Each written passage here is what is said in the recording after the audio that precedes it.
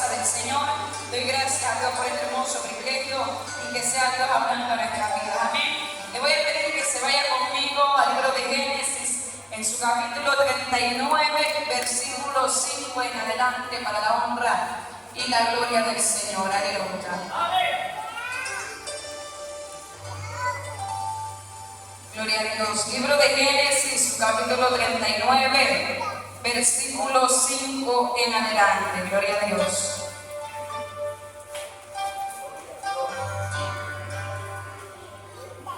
Aleluya, amado. Venga, nos ponemos en pie en reverencia a la palabra del Señor. Gloria a Dios.